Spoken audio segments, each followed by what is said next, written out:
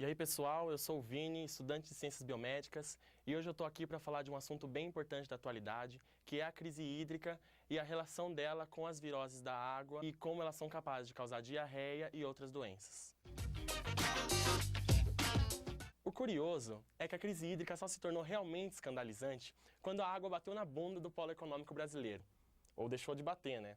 O que todo mundo esquece é que a crise hídrica é um problema crônico do semiárido nordestino e vem afetando milhares de famílias há muitos anos. Não faz sentido nenhum eles abafarem o caso por lá e fazerem um auê todo só porque aconteceu aqui.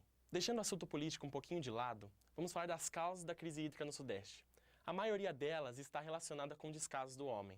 Pois é, nós, eu e você, somos parte disso também. O que nós conseguimos fazer com rios e lagos, poluindo-os a cada dia, tornando impróprios para a vida, é simplesmente impressionante. É só olhar para o Rio Tietê, o grandioso Rio Tietê, que atravessa São Paulo inteira e está lá, como um lixão qualquer. Você está me entendendo? Tudo isso, além das mudanças climáticas e a diminuição nos níveis de chuva, que são a principal fonte de reposição de água. Mas os motivos para a falta d'água não são novidade para ninguém, né? E como é que a crise hídrica leva a uma água de menor qualidade? Antes, a água e o esgoto passavam em alta pressão pelos canos, tanto que havia um desperdício de cerca de 30% do volume total ao ano. Agora, como a pressão da água que passa pelos canos é menor, tudo que está de ruim e sujo ao redor desses canos é sugado para dentro dele. E considerando que o encanamento de água e de esgoto passa em paralelo no subterrâneo, você já sabe no que isso vai dar, né? Eu gosto de impactar.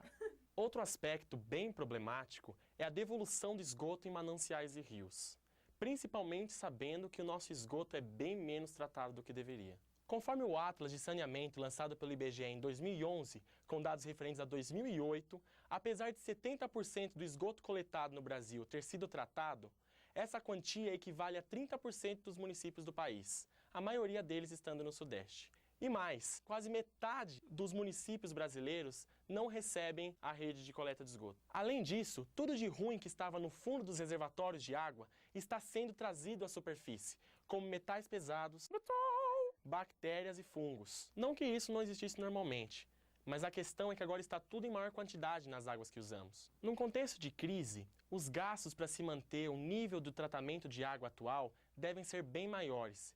E mesmo assim, os métodos atuais não são tão eficientes quanto deveriam. Para vocês terem uma ideia, atualmente é realizada análise bacteriológica em 60% dos municípios brasileiros. Mas e a viral?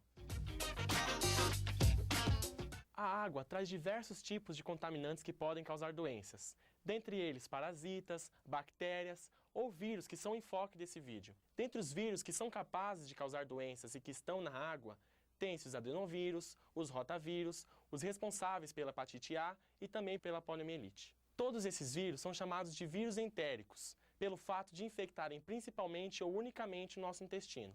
Ou seja, eles podem ser transmitidos diretamente ou indiretamente pela água, que num contexto de crise hídrica pode não ser de boa qualidade. A água pode sofrer alterações na sua qualidade ao longo da rede de abastecimento, de modo que aumente o número de vírus. Esses vírus eles também podem ser transmitidos através de esgotos a céu aberto, pessoas contaminadas, objetos contaminados e alimentos mal lavados. Todos nós já tivemos alguma vez na vida uma diarreia, vômito, dor de garganta, sem motivo, sem causa aparente. A gente vai no médico, ele só chega e diz: toma esse remédiozinho aqui, é só uma virose que tá dando. Assim como esses sintomas mais leves, há viroses que circulam constantemente pela água que são capazes de causar doenças muito mais graves, como gastroenterites severas, que são diarreias muito fortes, miocardite, que é uma inflamação do músculo do coração que, se não tratada, pode levar ao óbito, meningite, que é uma inflamação da camada que recobre o cérebro e que, se não for diagnosticada a tempo e tratada adequadamente, pode levar a lesões permanentes. Além disso, tem viroses que são capazes de causar complicações hepáticas, ou seja,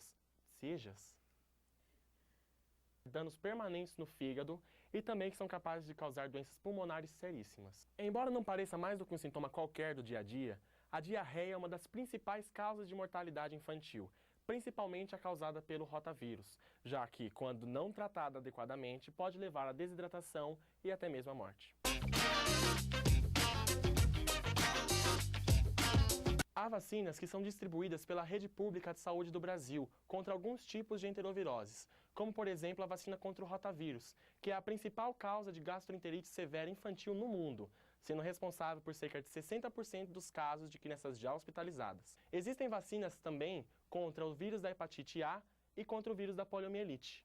Então não deixem de vacinar os seus filhos. É super importante para a saúde individual e para a saúde pública também. Mas as vacinas não devem ser o único método de prevenção, até porque elas não previnem contra todos os tipos de enteroviroses.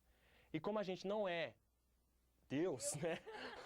E já que a gente não pode mudar o encanamento do Sudeste inteiro, existem alguns cuidados que a gente pode tomar. A desidratação é uma coisa realmente séria. Algo tão simples como ter em mãos um soro de hidratação oral faz toda a diferença entre uma diarreia simples e passageira e uma diarreia que leva o indivíduo à hospitalização e até mesmo à morte. Os postos de saúde distribuem soro gratuitamente, mas você pode fazer na sua casa. É bem simples. Você só precisa de 1 litro de água, uma colher de sopa de açúcar e uma colher de sal. E aí é só você fechar a garrafa e mexer.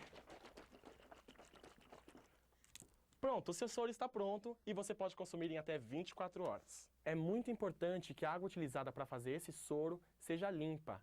Se você tiver dúvida da qualidade da água, ferva ela sem pensar 2 vezes. Quando as pessoas têm acesso à água limpa, a maior via de transmissão de enteroviroses são alimentos e objetos contaminados. Por isso, lave e cozinhe muito bem seus alimentos antes de comê-los. Do mesmo jeito, a higiene pessoal é o melhor método de prevenção.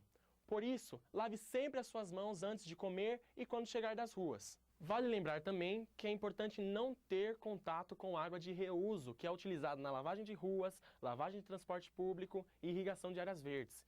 Porque essas águas elas não são nada potáveis e podem conter inúmeros tipos de contaminantes, inclusive os enterovírus. É importante também tomar cuidado com águas vindas de caminhão-pipa, porque a origem delas não é muito bem conhecida. Então, é importante ferver a água antes de consumi-la. Se estiverem em dúvida quanto à qualidade da água que estão prestes a consumir, façam uso de filtros ou fervam a água. Ou façam uso dos dois, prevenir é sempre a melhor solução. Depois não adianta lembrar de mim quando tiver com uma diarreia da braba. Então é isso, pessoal, e até a próxima! Se for depender do filtro, ele deve ser trocado com a frequência recomendada e deve ser o tipo indicado para eliminar vírus, visto que eles são minúsculos e passam através dos poros de alguns.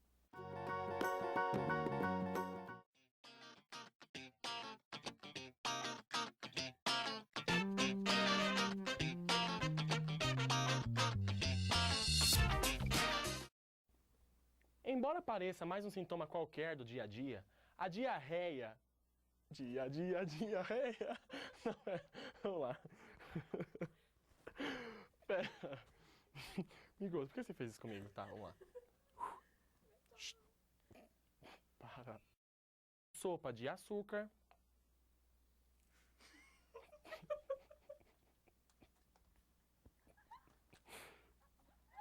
A gente corta isso, tá?